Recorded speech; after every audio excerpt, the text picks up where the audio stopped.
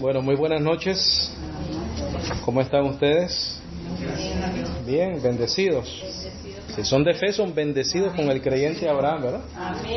Gloria a Dios. Gloria a Dios. Qué rico estar nuevamente por acá, ¿verdad? Qué privilegio poder compartir con ustedes esta preciosa palabra. Somos muy privilegiados nosotros de poder conocer este evangelio. Y te voy a explicar por qué hoy, como todos los miércoles. Bueno, vamos a continuar con el tema. Esta es la tercera parte, una limpia conciencia, parte 3. El miércoles pasado usamos el subtítulo El pecado fue quitado. Una limpia conciencia, parte 3. El pecado fue quitado. El miércoles pasado hablamos precisamente de eso, ¿verdad? De que el pecado fue quitado. Y mencionamos que una de las razones por la cual las personas en sistemas legalistas, ¿verdad?, siguen luchando con obras, con sacrificios, es porque para ellos el pecado todavía está vigente, todavía está funcionando, todavía puede condenar a una persona. Y si una persona piensa así, es entendible que esa persona en su conciencia tenga la necesidad de ¿qué? De hacer algo, ¿verdad? De obrar, de tratar de alguna manera y de diferentes medios, según el sistema o la religión que esté, va a hacer algo específico para quitarse esa conciencia de pecado, ¿correcto? Y yo quiero compartir con ustedes algo que sucedió en los medios sociales en esta semana, y yo puse un anuncio del ministerio que decía: una vez salvos, siempre salvos, y cité lo siguiente, Romanos 8:38 al 39, dice: por lo cual estoy seguro de que ni la muerte, ni la vida, ni ángeles, ni principados, ni potestades, ni lo presente, ni lo porvenir, ni lo alto, ni lo profundo, ni ninguna otra cosa creada nos podrá separar del amor de Dios que es en Cristo Jesús, Señor nuestro. Yo creo que es bastante claro, ¿verdad?, que después de leer eso, aunque no entiendan las especificaciones de cómo es posible que sea así, pero está bastante claro de que nada nos puede separar del amor de Dios. Y también puse en ese anuncio Hebreos 7:25, que dice: por lo cual puede también salvar perpetuamente, quiere decir que sin fin, ¿verdad?, eternamente, a los que por él se acercan a Dios, viviendo siempre, no de un día sí, un día no, dice viviendo siempre para interceder por ellos. Quiere decir que el Señor Jesucristo puede salvarnos de una manera perpetua o para siempre. Y cuando habla de una intercesión, nosotros entendemos que siempre está ese sacrificio delante de Dios, ¿verdad?, como evidencia de que los pecados fueron, ¿qué cosa? Quitados. Cuando uno lee eso, uno entiende, porque está bastante claro, de que la salvación es para siempre. Lo llames como lo llames. Salvos siempre salvos, seguridad eterna, etcétera. Ahora, algunos de los comentarios fueron los siguientes. Pusieron doctrina falsa. Dice: si no perseveras en santidad, derechito al infierno. Esos fueron los comentarios que pusieron en este medio social. Dice: los textos sagrados son verdad, pero lo interpretado es falso. Aceptas a Cristo, eres salvo, que es fácil, pero no es así. Las Escrituras dicen: sin santidad nadie verá al Señor. Mira lo que dice, mira, escucha, el pecado existe. Satanás solo es un instrumento usado por Dios, y si tú caes en la tentación no es culpa de nadie más que de ti mismo. Otro dice: acepto a Cristo, peco, y como es por gracia no pasa nada, sigo siendo salvo. No es así. Pablo dijo: la paga ¿de qué? Del pecado es muerte. Otro puso falsa doctrina. Eso es la mamá de las mentiras. Otro comentario dice: Dice, vive la pepa, me imagino que es una expresión de su país, ¿no? Rápidos y furiosos, como la película. P, que haga desastre, fornique, adultere y quién sabe cuántas cosas. Usted es salvo, siga así, va muy bien, para el infierno falso. Otro puso, pero si pecas, sigue siendo santo, ¿no es así? Sarcásticamente, ¿no? Otro comentario dice, su salvación solo es perpetua si es siempre santo delante de Dios.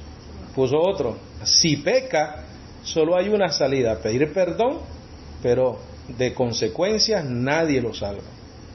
Eso de salvo, siempre salvo es falso, de toda falsedad es la mamá de las mentiras. O sea que según usted, Dios siempre lo va a guardar del pecado. Otro puso, usted está induciendo a la gente a pecar, que igual son salvos a pesar de su pecado. De todas las respuestas que escuchamos, ¿cuál es el común denominador? ¿Cuál es el común denominador de todas las respuestas que yo acabo de leer? Que hay pecado. Pero entonces fíjate, el pecado existe. Acepto a Cristo y vivo como me da la gana. Pablo dijo, la paga del pecado es muerte. Obviamente no usando bien el texto, ¿verdad? Porque el apóstol Pablo lo que está probando en Romanos es que todo el mundo ha pecado y es digno de muerte. Y a esa realidad existe la solución para el hombre que se llama Cristo Jesús. Una vez tú estás en Cristo Jesús, tú no puedes aplicarle este versículo a la iglesia porque ya el pecado, ¿qué cosa? Fue quitado. Falsa doctrina, etcétera. El común denominador de todas las respuestas acá es que para estas personas, como muchas personas, en todas las denominaciones, en todas las iglesias, o muchas iglesias, el pecado todavía te puede condenar. Es por eso que no aceptan que una vez salvo, eres salvo para siempre. Entonces volvemos a lo mismo en cuanto al estudio se refiere. El común denominador de estas personas que no creen que la salvación es eterna es porque para ellos el pecado todavía no ha sido quitado. El problema del pecado para las conciencias de estas personas no ha sido resuelto. Entonces es por eso que nosotros queremos seguir trayendo estas enseñanzas, porque aunque para nosotros es un conocimiento ya, valga la redundancia, ya conocido, hay muchas personas que no. Y desafortunadamente tenemos que recalcar y recalcar y recalcar hasta que esa cera espiritual que ha puesto la religión por tantos años salga. Pero en algún momento nosotros defendimos, ¿verdad? Esa manera de pensar. Pero en algún momento de mi vida yo pensé que la salvación se podía perder. Hasta que el Señor me trajo a la gracia y cambió mi conocimiento a través de lo que está escrito. No a través de una experiencia, entre comillas, religiosa, no a través de que se me apareció un ángel y me habló, no a través de que escuché la voz del Señor. En lo absoluto, fue a través de la evidencia bíblica. Dios por una razón dejó este libro. Y es para que nosotros conociéramos la verdad a través del mismo. Entonces, ¿para qué tenemos la Biblia? Si no es para conocer la verdad. Es para leerla, es para entenderla, es para escudriñarla. En la clase pasada tocamos 3 puntos importantes. El primero fue que somos la verdadera circuncisión. Vamos a ir a Filipenses 3:1, por favor. Hemos estado ahí en ese versículo bíblico las últimas 3 semanas. ¿Lo tenemos? 3:1. Filipenses 3:1 dice: por lo demás, hermanos, gozaos en el Señor. A mí no me es molesto el escribir las mismas cosas y para vosotros es seguro. Dice, guardaos de los perros o de los hombres despreciables, ¿verdad? Dijimos que en algunas traducciones es lo que dice. Guardaos de los hombres despreciables, guardaos de los perros, guardaos de los malos obreros, guardaos de los mutiladores del cuerpo. Porque nosotros somos la circuncisión, los que en espíritu servimos a Dios y nos gloriamos en Cristo Jesús, no teniendo confianza en la carne. Miramos 3 puntos importantes en lo que es la evidencia o las características de un creyente con una limpia conciencia, con un conocimiento sano, limpio y verdadero. son los siguientes. Número 1, somos la verdadera circuncisión. Eso quiere decir que el pecado de nuestra vida fue, ¿qué cosa? Echado, quitado. Porque si es una circuncisión, en la parte física, el prepucio se arrancaba del hombre y era echado, ¿verdad? Espiritualmente hablando, el prepucio significa eso pecaminoso de tu vida. Si nosotros hemos sido circuncidados en el corazón, quiere decir que se echó de nosotros eso pecaminoso. Por eso es que el tema se llama el pecado fue quitado. Ya no somos pecadores, ya el pecado no se enseñorea de nosotros. Nosotros entendemos y comprendemos que estamos en una carne, ¿verdad? Y esta carne no se somete a la ley de Dios, ni tampoco puede ni quiere. Y también va en contra del Espíritu. Y nosotros somos responsables de manejar nuestro cuerpecito, ¿verdad? De una manera madura. El segundo punto que vimos es que servimos a Dios en el Espíritu. Quiere decir que en esta dispensación o en esta administración de Dios para nuestras vidas a través del Evangelio, nosotros servimos a lo que no vemos. Nosotros servimos a Dios con nuestro espíritu, con nuestra mente, con la renovación de nuestro entendimiento. Número 3, nos gloriamos en Cristo Jesús. No nos gloriamos en nuestra carne. Dice el versículo 3, y nos gloriamos en Cristo Jesús, no teniendo confianza en la carne. No teniendo confianza en la carne. Entonces ese sería el punto número 4. Las características de un creyente con una limpia conciencia, con un conocimiento sano, limpio y verdadero, es que no nos gloriamos en lo que nosotros podamos hacer a través de nuestro cuerpo. Porque eso ya se probó, ¿verdad? Y no se pudo. A través de la ley. Si se hubiera podido lograr a través de las obras, entonces por demás murió Cristo. ¿Para qué tenía que morir Cristo Jesús si yo soy el responsable ahora de cuidar mi salvación? Si Cristo me hace salvo y yo cometo un pecado, un error, un desliz, y ese pecado me vuelve a condenar, entonces habría que traer otra vez a Cristo Jesús para que pagara un precio en la cruz del Calvario. Entonces el punto número 4, no tenemos confianza en la carne. Punto número 4, no tenemos confianza en la carne. Y la razón es muy sencilla, ¿verdad? La razón es muy sencilla. Vamos a ir a Gálatas 5, 17. Número 1, entendemos que estábamos muertos en delitos y pecados, ¿verdad? Espiritualmente hablando. Número 2, cuando se nos resucitó un cuerpo vendido al pecado. ¿Lo tenemos? Dice, porque el deseo de la carne es contra el espíritu, y el del espíritu es contra la carne, y estos se oponen entre sí para que no hagáis lo que quisierais. Quiere decir que la carne nunca va a hacer lo que el espíritu quiere. Nunca se va a someter a Dios, nunca va a querer someterse a Dios, porque la carne no ha sido redimida todavía. Nuestro espíritu se ha sido redimido, ¿verdad? Nuestra carne no. Por eso el apóstol Pablo dijo, lo que vivo en la carne lo vivo por la fe del Hijo de Dios, porque su conciencia estaba como limpia. Él vivía en una carne, él sabía que vivía en una carne, él sabía que muchas veces quería hacer lo que no debería hacer y muchas veces no hacía lo que debería de hacer, pero él entendía que había una ley donde, en su cuerpo. Por eso es que él dice en Filipenses, no nos gloriamos en nuestra carne. Dice, pero si sois guiados por el Espíritu, no estáis, ¿qué cosa? Bajo la ley. ¿Qué quiere decir eso? Que no hay condenación. ¿Qué es lo que condena? La ley. Si estás por el Espíritu, para ti, ya el fin de la ley es Cristo. Por eso es que Romanos 8.1 dice, ninguna condenación hay para los que están en Cristo Jesús, los que no andan conforme a la carne, sino conforme al Espíritu. Eso lo entendemos, ¿verdad?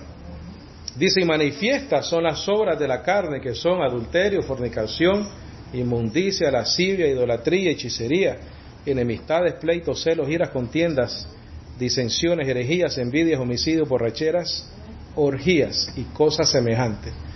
Tú sabes muy bien, si nosotros somos honestos con nosotros mismos, que aún en los momentos que cuando estábamos, ¿verdad?, ya en el sistema, que estábamos ayunando y orando, se nos venían pensamientos que no tenían que estar por ahí en nuestra mente, ¿verdad? Y eso lo que hace es que coge tu conciencia y te la mira. Entonces hay que orar más, ayunar más y obrar más. Muchos bendecidos, muchas personas están en la misma situación, ayunando, orando, y todas las manifestaciones de la carne se le están manifestando mientras están haciendo todo eso y viven con una conciencia de pecado. Y una de las cosas que dijo Luz es cierto. Hoy en día tenemos menos problema con eso. ¿Por qué? Porque no vivimos bajo la ley. Y lo que le da vida al pecado es la ley. Entonces el desconocimiento es tan grave, ¿verdad? Es por eso que nosotros queremos traer este conocimiento para cambiar eso. Entonces, la carne no te sirve para servir a Dios. Por eso que nosotros no le servimos a Dios en la carne. Otra prueba de eso, vamos a Romanos. Romanos 7, 17. Vamos a comenzar con el 15, por favor. Ok, 7, 15. Dice, porque lo que hago no lo entiendo, pues no hago lo que quiero, sino lo que aborrezco, eso hago. Y si lo que no quiero, esto hago, apruebo que la ley es buena. De manera que ya no soy yo quien hace aquello, sino el pecado que mora, ¿qué cosa? En mí. Y yo sé que en mí, y él especifica, mira, esto es en mi carne, no mora el bien. Porque el querer, el bien está en mí, pero no el hacerlo. ¿Por qué? Porque lo tienes que hacer ¿con qué? Con tu carne. Por eso que Romanos 12 dice, presentáis vuestros cuerpos en sacrificio vivo, y después habla del servicio y los dones a la iglesia, porque todos esos servicios los tenemos que hacer con nuestra carne. Pero tenemos que entender esto, que la carne ni quiere hacer el bien, la carne se opone a lo que el Espíritu quiere. Ahí es donde se manifiesta la lucha del cristiano. Pero no es ni el diablo, no son ni los demonios, no son ni nada de eso, sino que sencillamente es la naturaleza donde Dios nos ha dejado. Dios dejó nuestros cuerpos, nuestros espíritus resucitados en cuerpos donde mora ¿qué cosa? El pecado. Y el apóstol Pablo reconoce y dice, no soy yo quien lo hago, sino el mal que mora en mí. ¿Para qué? Mira, para nosotros poder disfrutar de la gracia de Dios. Si nosotros pudiéramos por nuestros propios méritos, vamos a no decir alcanzar la salvación, sino que poderla guardar y que dependiera de nosotros la santidad, la perfección, entonces ¿para qué necesitamos la gracia? No la necesitamos. La gracia es un don no merecido. 18 dice, yo sé que en mí, esto es en mi carne, no mora el bien, porque el querer el bien está en mí, pero no el hacerlo. Porque no hago el bien que quiero, sino el mal que no quiero, eso hago. Y si hago lo que no quiero, ¿qué dice? Ya no lo hago yo, sino el pecado que mora en mí. ¿Por qué? Porque Dios redimió nuestro espíritu. Todavía la carne está, ¿qué cosa? Pendiente. Romanos 8, y esto lo hemos leído muchísimas veces. Romanos 8, 22. Y aquí está la prueba de lo que te estoy diciendo. El espíritu ya fue redimido por Dios, transformado, perfeccionado, resucitado. La carne está pendiente. La carne todavía está pendiente, está en stand-by. Mientras tanto, ¿qué cosa? Vivimos por la fe. Vivimos por lo que no se ve. Dice, porque sabemos que toda la creación gime a una, y a una está con dolores de parto hasta ahora.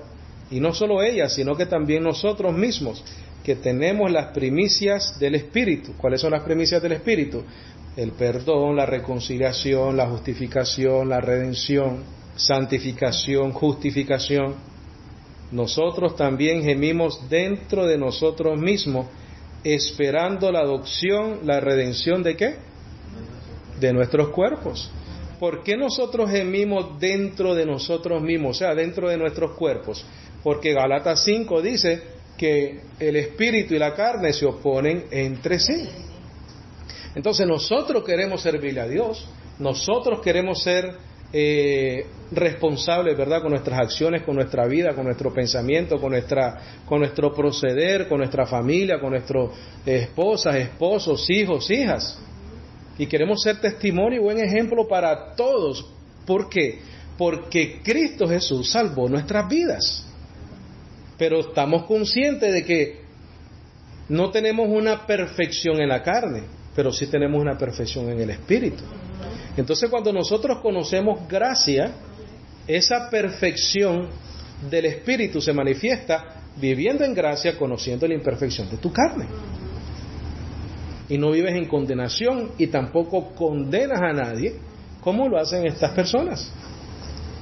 Ahora, tenemos que entender, obviamente, que el problema del pecado fue resuelto por Cristo Jesús. Sí. Vuelvo a repetir para que los que nos escuchen bien claro. El pecado fue resuelto. Un hijo de Dios no tiene problemas con el pecado. Ya Cristo lo clavó en la cruz y nos perdonó todos los pecados. Toditos. Nos dejó la gracia solamente. Vamos a ir a Romanos 5:19. Romanos 5:19 dice: porque así como por la desobediencia de un hombre los muchos fueron constituidos pecadores, así también por la obediencia de ¿cuántos? ¿Por qué de uno? Vamos a volverlo a leer.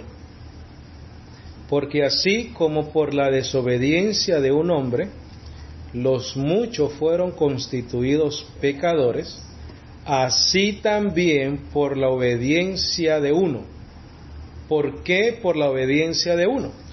Por lo que dice Romanos 11:32, porque Dios sujetó a todos en desobediencia para tener misericordia de todos. Entonces tenía que haber sido la obediencia por uno solo, porque los demás estaban encerrados ¿en qué? En desobediencia y en pecado también, porque Gálatas dice que Dios lo encerró todo bajo pecado. Por eso es que aquí dice: así también por la obediencia de uno los muchos serán constituidos ¿qué cosa? Justos. Es por eso que nuestro ministerio se llama Honrando la obra perfecta de Cristo Jesús, porque no nos gloriamos en nuestra carne. Dice el 20, dice: pero la ley se introdujo para que el pecado abundase. ¿Quiénes quieren cumplir la ley? ¿Qué va a pasar? ¿Va a abundar qué cosa?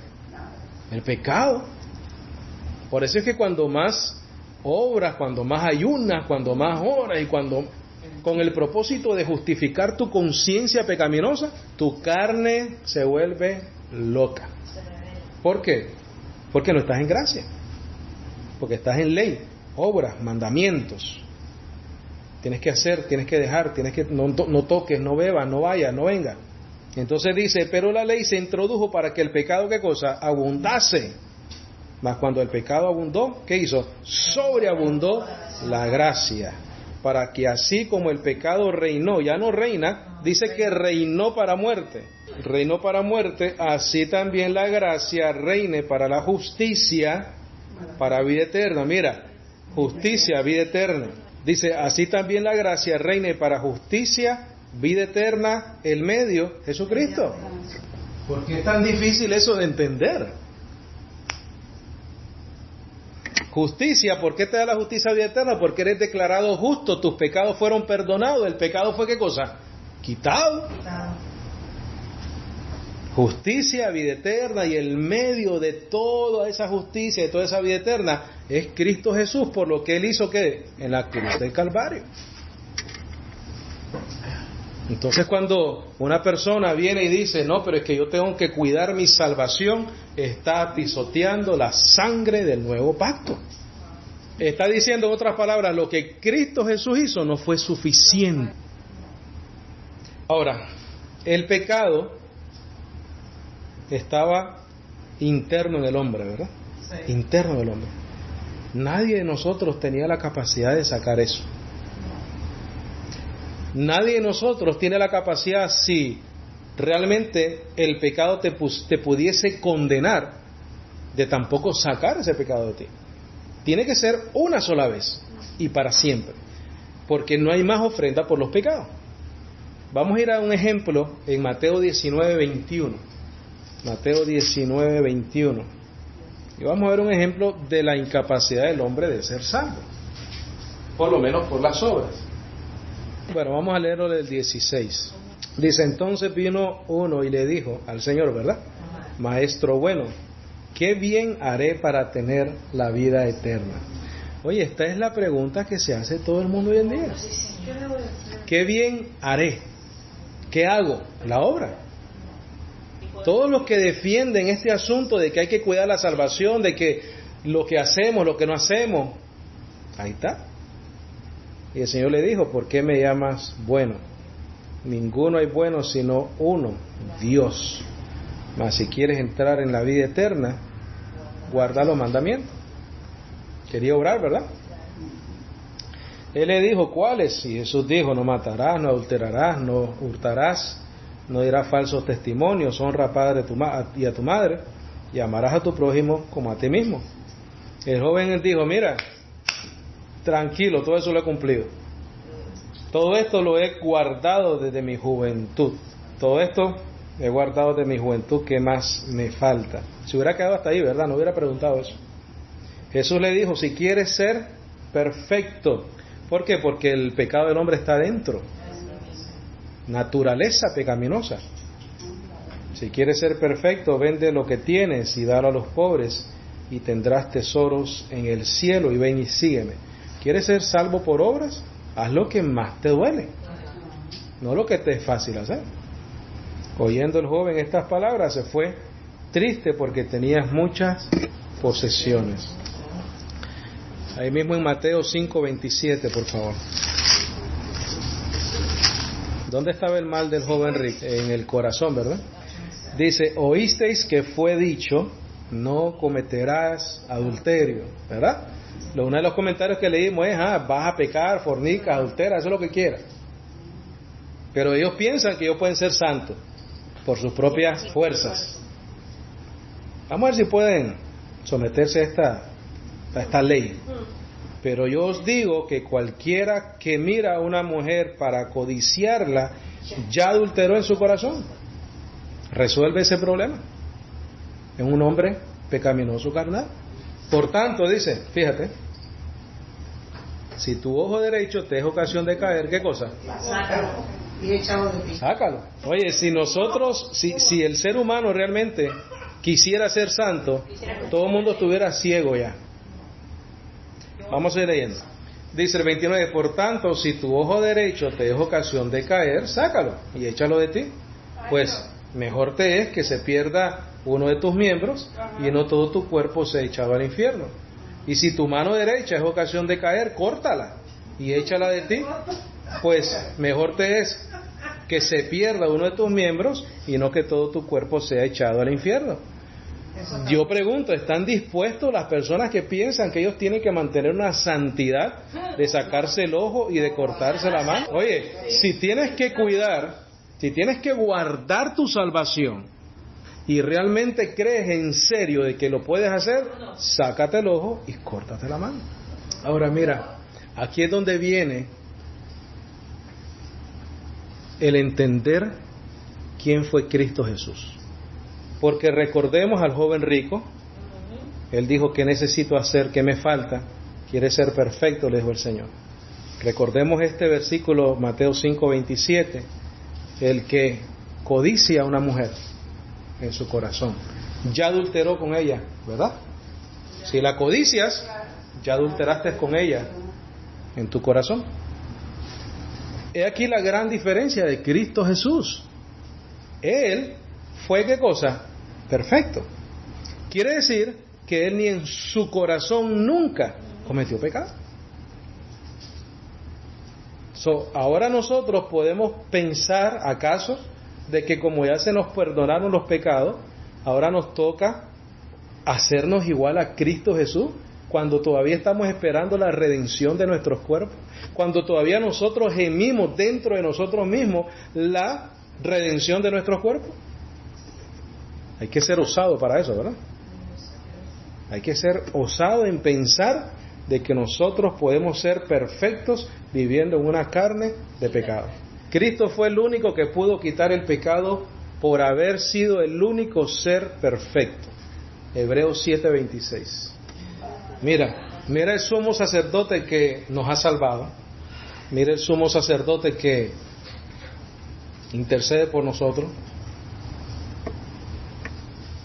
para que nuestros amigos que nos escuchan y nuestros bendecidos que nos escuchan y esas ovejitas que están por ahí metidas en estos sistemas que les están arrancando la lana, los están maltratando, les están dando golpes, siendo ellos herederos, ¿verdad?, de todo, pero se portan como niños y no disfrutan absolutamente nada de su herencia. 7:26 dice: porque tal sumo sacerdote nos convenía. Mira, santo, inocente, sin mancha, apartado de los pecadores y hecho más sublime que los cielos. Ese es el Salvador que nos salvó. Ese fue el sacrificio perfecto para Dios. Dice que no tenía necesidad cada día, como aquellos sumos sacerdotes, de ofrecer primero sacrificios por sus propios pecados. ¿Por qué?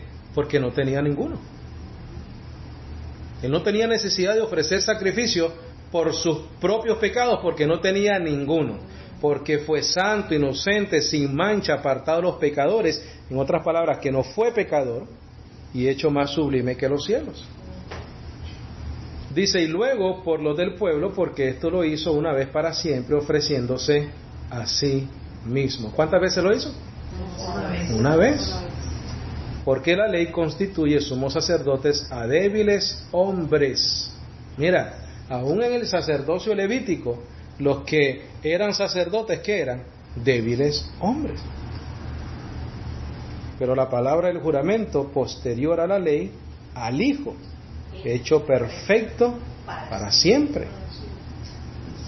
Ese fue el que nos salvó, ese es el que intercede por nosotros, ese fue el que quitó el pecado de en medio, para que nosotros no estemos preocupados cómo podemos guardar, que no dice guardar, pero bueno, ocupados, guardar la salvación, etcétera. Vamos a ir ahí mismo en el 8. Y aquí vamos a leer bastante, por favor, así que les voy a pedir paciencia. Ahora bien, el punto principal de lo que venimos diciendo es que tenemos tal sumo sacerdote, el cual se sentó a la diestra del trono de la majestad de los cielos, ministro del santuario y de aquel verdadero tabernáculo que levantó el Señor y no el hombre. El tabernáculo es donde se ofrecían los sacrificios.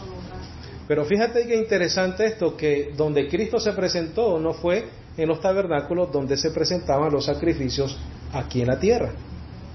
Dice: porque todo sumo sacerdote está constituido para presentar ofrendas y sacrificios, por lo cual es necesario que también éste tenga algo que ofrecer. Cristo tenía que ofrecer algo, ¿correcto? Así que, si estuviese sobre la tierra, ni siquiera sería sacerdote, habiendo aún sacerdotes que presentan las ofrendas según la ley, los cuales sirven a lo que es figura y sombra de las cosas celestiales, como se le advirtió a Moisés cuando iba a erigir el tabernáculo, diciéndole: mira, haz todas las cosas conforme al modelo que se te ha mostrado en el monte. Quiere decir que cuando él hizo el tabernáculo, lo hizo en base a lo que se le mostró. Quiere decir que ese tabernáculo ya existía. ¿Por qué? Porque iba a haber un sacrificio. Aún antes de la ley, cuando Moisés hizo el tabernáculo, lo construyó, lo hizo de acuerdo a algo que ya existía en el cielo. Ya el Señor lo tenía. ¿Por qué? Porque iba a llegar, ¿quién? Cristo Jesús a ofrecerse. No en ese momento, pero eventualmente. Dice: pero ahora tanto mejor ministerio es el suyo, el de Cristo, cuanto es mediador de un mejor pacto establecido sobre mejores promesas, porque si aquel primero hubiera sido sin defecto, ciertamente no se hubiera procurado lugar para el segundo. ¿Qué fue con defecto? El primer pacto. El segundo pacto es mejor de un mejor pacto. ¿Por qué? Porque está en mejores promesas. ¿Cuáles promesas? Justicia, vida eterna. No hay pecado ya que preocuparnos por él. Y sí, oyeron bien, no hay que preocuparse por el pecado. No lo digo yo, lo dice el Señor. Porque respondiéndolos dice: he aquí vienen días, dice el Señor, en que estableceré con la casa de Israel y con la casa de Judá un nuevo pacto, no como el pacto que hice con sus padres. ¿En qué consistía ese pacto? En leyes, en obras, en ceremonias. Pero si te está diciendo que no es como eso, entonces tenemos que averiguar cómo es, ¿verdad? Dice: no como el pacto que hice con sus padres el día que los tomé de la mano para sacarlos de la tierra de Egipto. Es claro que está hablando de la ley, es claro que está hablando de los mandamientos, porque ahí fue cuando recibieron la ley. Porque ellos no permanecieron en mi pacto, y yo me desentendí de ellos, dice el Señor. Por lo cual, este es el pacto que haré con la casa de Israel después de aquellos días, dice el Señor.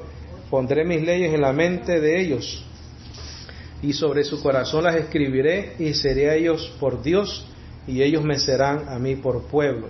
Y ninguno enseñará a su prójimo, ni ninguno a su hermano, diciendo: conoce al Señor, porque todos me conocerán, desde el menor hasta el mayor de ellos, porque seré propicio a sus injusticias, y nunca más me acordaré de sus pecados y de sus iniquidades. Entonces, cuando estas personas dicen: si pecas, te condenas, ¿de qué están hablando?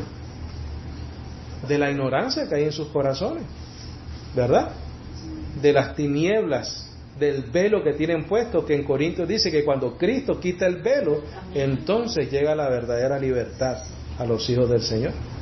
Dice: al decir nuevo pacto, ha dado por viejo al primero, y lo que se da por viejo y se envejece está próximo a desaparecer. ¿Y qué pasó? Ya desapareció.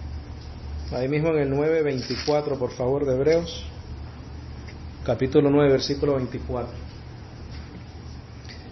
Hebreos 9:24 dice: porque no entró Cristo en el santuario hecho de mano. ¿Por qué? Porque había otro ya creado por Dios, figura del verdadero. O sea, que el hecho de mano es una figura de lo que Dios le mostró a Moisés. Sino ¿dónde? En el cielo mismo. Yo pregunto, yo quiero preguntar.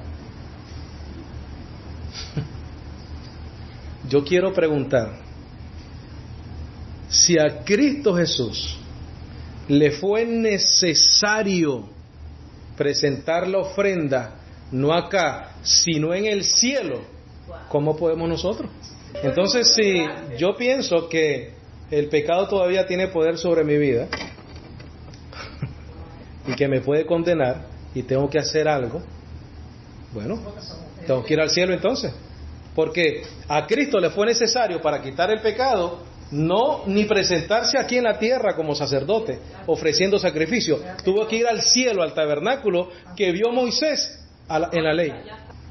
Y la gente cree, por decir: Señor, me arrepiento, ya se resolvió el problema. Y ya su conciencia, entonces, por los próximos 5 minutos ya puede descansar. Porque en el minuto 6... ya comienzas a ver las concupiscencias de tu carne, y ya comienzas a vivir ¿qué cosa? En obras, en mala conciencia. Volvemos a leer entonces el 24: porque no entró Cristo en el santuario hecho de mano, figura del verdadero, sino en el cielo mismo, para presentarse ahora por nosotros ante Dios. Si eso tuvo necesidad el Señor de hacer, nosotros no podemos hacer eso. Pero se presentó en el cielo, Él tuvo la necesidad de presentarse en el cielo, como el sacrificio perfecto. Y nosotros pensamos que con cualquier palabrería podemos resolver ese problema. Dice: y no para ofrecerse muchas veces, como entra el sumo sacerdote en el lugar santísimo cada año con sangre ajena.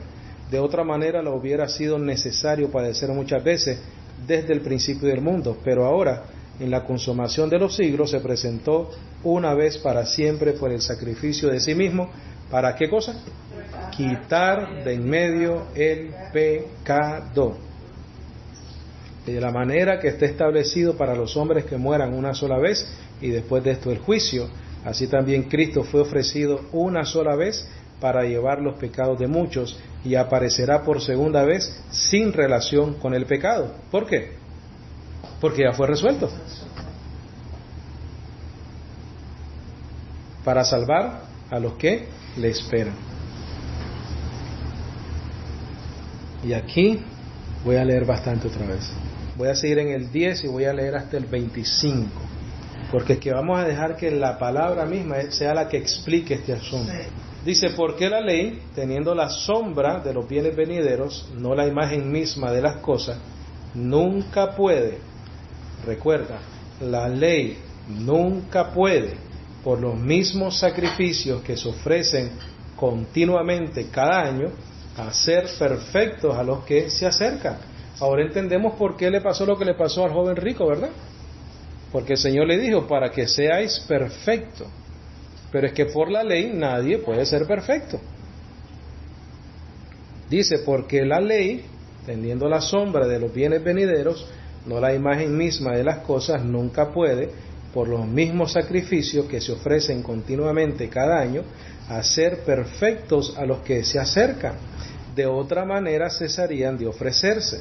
Es por eso que nosotros no hacemos más sacrificios por los pecados, porque hemos entendido que Cristo se presentó una sola vez por nosotros, ¿verdad? Dice, pues los que tributan este culto, los de la ley, limpios una vez, si es que limpiara, no tendrían ya más conciencia de pecado. Una limpia conciencia. Pero en estos sacrificios cada año se hace memoria de los pecados. Pudiéramos decir ahí, pero los domingos, todos los domingos se hace memoria de los pecados a la iglesia. Tienes de qué arrepentirte. ¿Cómo te portaste hoy? ¿Qué hiciste? Esto, lo otro, ¿eh? Y ahí va a todas las personas otra vez a arrepentirse al altar. Dice, pero en estos sacrificios cada año se hace memoria de los pecados, porque la sangre de los toros y de los machos cabríos no puede quitar los pecados. Por lo cual, entrando en el mundo, dice, sacrificio y ofrenda no quisiste, mas me preparaste cuerpo. Holocausto y expiaciones por el pecado no te agradaron. No hay manera de que por expiaciones, no hay manera de que por holocaustos tú puedas resolver el pecado. Entonces dije, he aquí que vengo, oh Dios, para hacer tu voluntad. ¿Qué es eso? La ley. ¿Cumplió la ley? Como en el rollo del libro está escrito de mí, diciendo primero, sacrificio y ofrenda y holocausto y expiaciones por el pecado. ¿Qué cosa? No quisiste. Esa no es la manera. Ni te agradaron, no le agradan al Señor las cuales cosas se ofrecen según ¿qué cosa? La ley. Y diciendo luego, he aquí que vengo, oh Dios, para hacer tu voluntad. Quítalo primero para establecer esto último. Es mediador de un nuevo pacto. Dice, en esa voluntad somos santificados mediante la ofrenda del cuerpo de Jesucristo, hecha una vez para siempre. Ya no somos santificados por los sacrificios, por cuidarnos, por no ir, por no venir, por no ver, no, por la ofrenda de Cristo Jesús. Ya somos santificados, ya estamos santificados, no por nuestras obras, no por nuestra obediencia, porque leímos en Romanos que por la desobediencia de uno y por la obediencia de uno, porque nosotros estábamos, ¿qué cosa? Encerrados en desobediencia. Dice, y ciertamente todo sacerdote está día tras día ministrando y ofreciendo muchas veces los mismos sacrificios, que nunca pueden quitar los pecados. Pero Cristo, habiendo ofrecido una vez para siempre un solo sacrificio por los pecados, se ha sentado a la diestra de Dios. De ahí en adelante esperando hasta que sus enemigos sean puestos por estrado de sus pies. Porque con una sola ofrenda hizo perfectos para siempre a los santificados. Y nos atestigua lo mismo el Espíritu Santo. porque después de haber dicho, este es el pacto que haré con ellos, después de aquellos días, dice el Señor, pondré mis leyes en sus corazones y en sus mentes las escribiré. Y añade, y nunca más me acordaré de sus pecados y transgresiones. Esta es la obra perfecta de un Cordero perfecto, del sumo sacerdote, santo, sin mancha, inocente, sin pecado.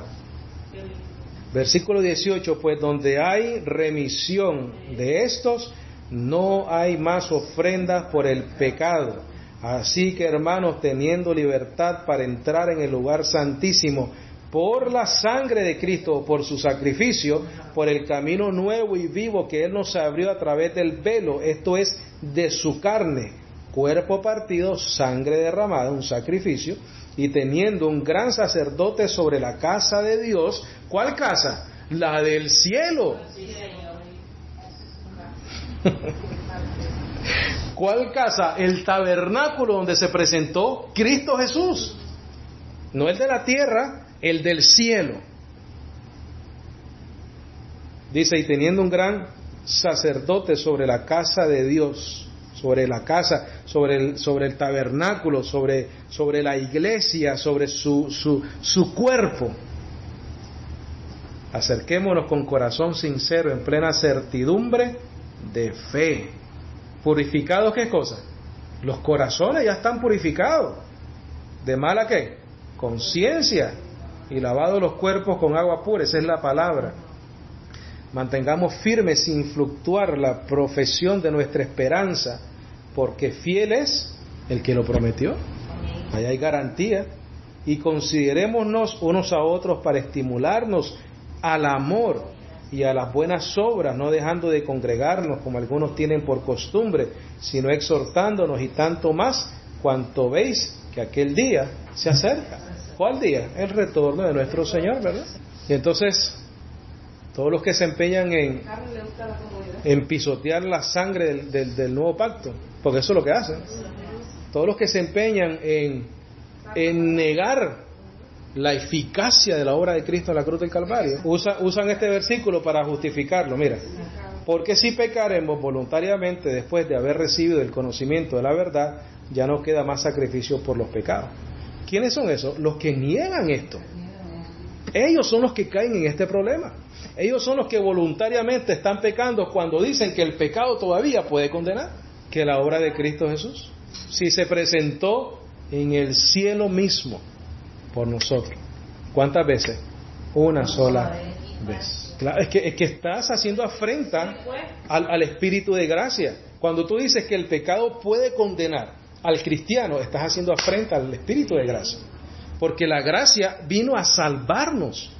Con una sola ofrenda nos hizo perfectos para siempre. Ellos dicen, no, tienes que ser perfecto, tienes que ser santo. Pero si el Señor te hizo santo, de otra manera no gemiéramos dentro de nosotros mismos, esperando la redención de nuestro cuerpo, ¿verdad? Tenemos que vivir con una limpia conciencia. Tenemos que entender que para poder lograr eso tenemos que reconocer lo que Cristo hizo en la cruz del Calvario, que con ese sacrificio Cristo quitó el pecado de en medio. El pecado en esta dispensación de la gracia no nos puede condenar. ¿Por qué? Porque ya se pagó el precio del pecado que nosotros teníamos en contra de nosotros mismos. En Colosenses dice, anulando el acta, ¿verdad? Anulando el acta que estaba en contra de nosotros, y la clavó en la cruz del Calvario. Somos salvos para siempre por la gracia y la misericordia de nuestro Señor. Amén. ¿Alguna pregunta? ¿Algún comentario? ¿Algo que necesite ser aclarado?